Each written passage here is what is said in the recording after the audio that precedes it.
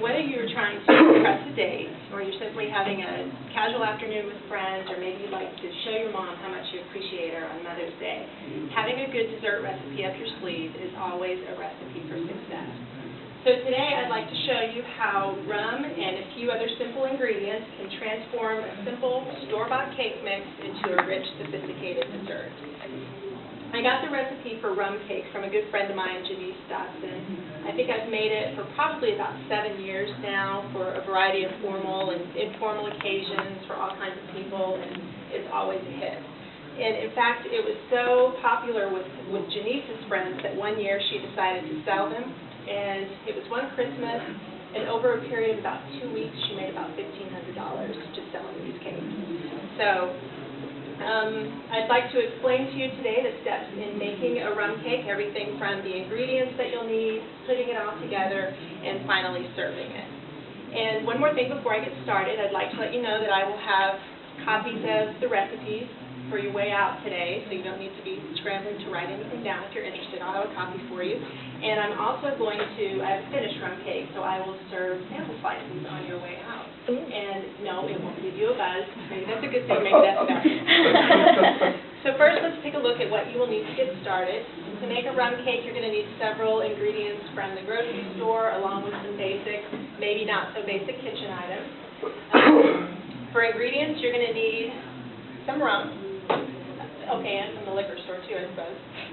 Some water, although you won't need bottled water, that's just what I had. You'll need some eggs, sugar, butter, instant vanilla pudding, a cake mix, a yellow cake mix, pecans, some cooking spray, and some vegetable oil.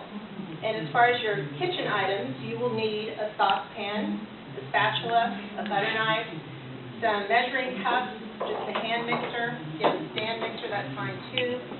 You will need a bundt pan. This is a bundt pan. If it's got this thing in the middle, that's basically a bundt pan. Okay, this is kind of a fancy one. You don't need anything that's fancy. This is also a bundt pan.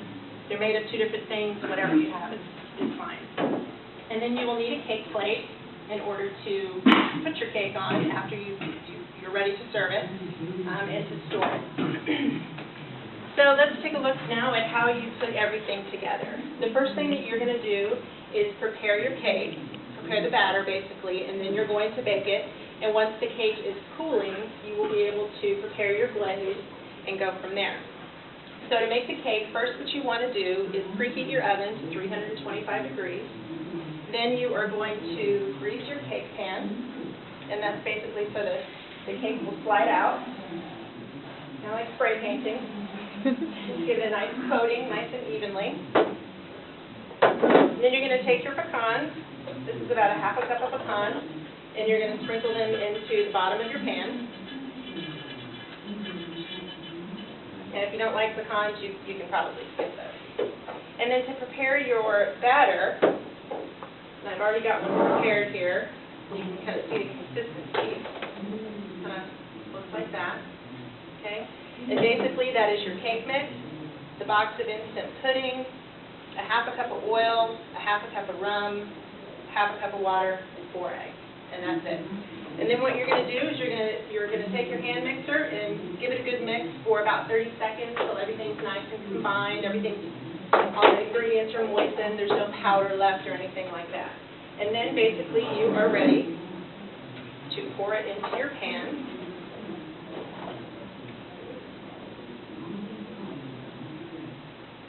Get it in there nice and evenly. It's going to go right on top of the pecans. And then that is all you need to do to prepare the cake, and it is ready to put in the oven. So your oven's already preheated, and you're going to put it in there for about 50 to 55 minutes. And toward the end of your baking time, you kind of want to watch it to make sure it's not getting too brown or anything. And then you are going to test it using a toothpick.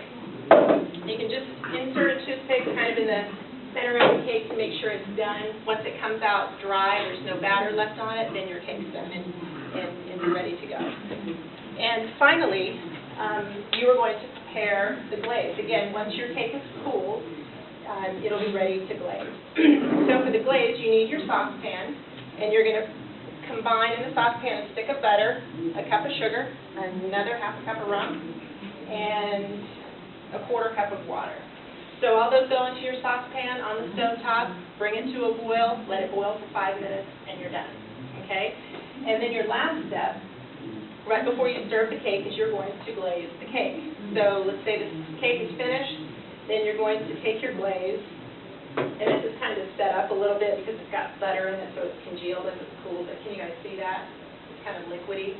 It's going to be kind of a liquid. And when it's hot, you can just pour it right over the cake after it's cooled, of course. And actually, one thing you want to do before you pour it over, you want to take your knife, let's do this one, and just loosen the cake from the sides of the pan. Just kind of gently stick it in there and lift the cake away from the sides of the pan. And then you can take your knife and just poke a whole bunch of holes in it. You can do 20, 30, 40 holes, however many you want. That way the glaze will better penetrate the cake. Okay? And then at that point, you are ready to serve it. So you want to plate it. So you just need a plate big enough, you know, that will go over the pan like this. And basically, we're going to invert it to just hang on to the bunt pan along with the plate. And you'll flip it over like that. Okay, and I just heard it slide out. And there we go. And now it's ready to slice and serve.